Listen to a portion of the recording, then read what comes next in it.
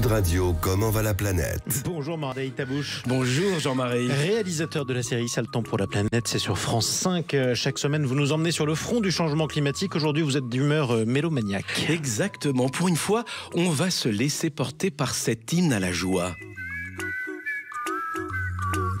Don't worry, be happy. Traduction faite, ne t'en fais pas, sois heureux. Voilà qui nous rappelle que la musique adoucit les mœurs. Un bon remède contre l'ambiance délétère du moment. Alors, au lieu d'aller place Vauban à Paris pour manifester contre la justice, les juges et la démocratie, allons donc faire un petit tour en forêt. Ce matin, je vous l'ai dit, on se laisse porter. Ça fait un bien fou, mais surtout, ça nous ramène à une réalité en cours. Le réchauffement planétaire, sujet prioritaire, trop souvent absent des programmes politiques.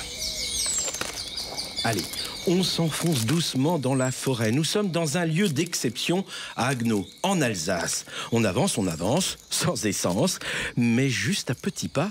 Et puis soudain, comme venu de nulle part, on distingue cette autre mélodie. Le murmure de la forêt, le bruit de nos pas, des feuilles et des oiseaux s'estompe. Et nous voilà face à Olivia Gay. Elle est violoncelliste, une virtuose qui joue en plein cœur de la forêt avec un trésor entre les mains. Là, on est vraiment sur un outil qui vient du vivant et qui procure des émotions, qui vient réveiller le sensible chez chacun. C'est d'ailleurs en ce sens que je l'utilise pour apporter ma toute petite pierre à l'édifice de la sensibilisation du grand public au sort des forêts. On en arrive à l'oublier, mais la forêt est une source inépuisable d'inspiration. Sans elle, pas de Mozart, de Vivaldi, de Berlioz, mais pas plus de Rolling Stone, de Beatles ou de Johnny Hallyday. Je veux pas me faire d'ennemis. Sans forêt, sans ces bois d'exception, pas d'instruments, pas de musique. On peut remarquer que la nature et la forêt ont été la première source d'inspiration des artistes, des compositeurs, qui ont ressenti des émotions en parcourant les forêts et qui ont essayé de les retraduire en musique à travers ces instruments qui sont les fruits directs de la forêt. Ici, Olivia fait entendre sa voix, celle d'une artiste qui veut sensibiliser les mélomanes comme les profanes au dérèglement climatique. D'entrée, devant une centaine de personnes, elle raconte la chance qu'elle a de disposer d'un violoncelle d'exception. Bonjour à tous, j'ai la chance de pouvoir vous présenter cet instrument qui date de 1733 et qui a été construit par un grand luthier italien qui s'appelle Domenico de Montagnana, qui est en fait, on va dire, le Stradivarius des violoncelles. Montagnana est vraiment le luthier de rêve de tous les violoncellistes qui a fait les plus beaux violoncelles du monde. Plus d'1 million d'euros pour cet instrument qui voyage et qui enchante surtout les mélomanes depuis plus de 3 siècles.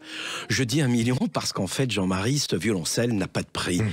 Demain, avec la disparition des épicéas ou d'autres essences, son prix va évidemment exploser. C'est la prunelle de mes yeux, d'autant plus qu'il n'est pas à moi qu'il m'est prêté. C'est le rêve de tous les violoncellistes en fait d'avoir cet instrument, donc j'en ai tout à fait conscience et donc je le traite en conséquence.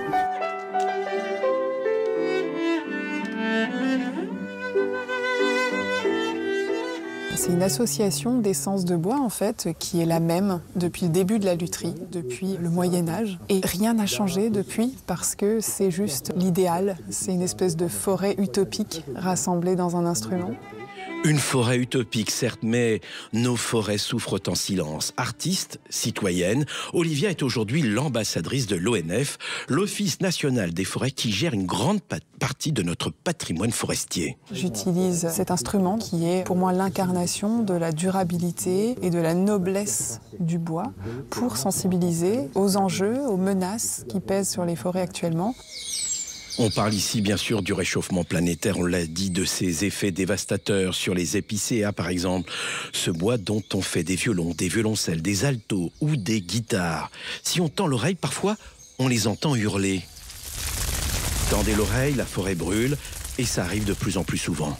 J'ai pris conscience des enjeux qui concernent les forêts actuellement il y a à peu près 5 ou 6 ans lorsqu'on commençait à parler de manière beaucoup plus récurrente et importante des méga-feux forestiers à travers le monde. Pour moi, ça a été une claque.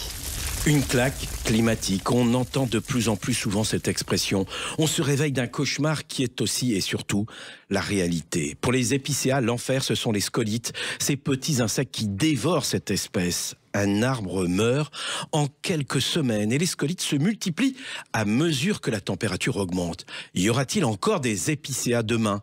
Pas sûr, vu la vitesse à laquelle les scolytes progressent dans nos forêts. Les Vosges, le Jura, les Alpes sont durement impactés et avec, ce sont des milliers d'emplois et d'instruments qui vont disparaître. Vous allez assister à un concert raconté à travers ce répertoire musical. Bon concert.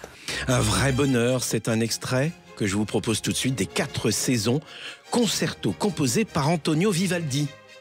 Un hymne universel, grandiose, évidemment dédié à la nature. Sale temps pour la planète ?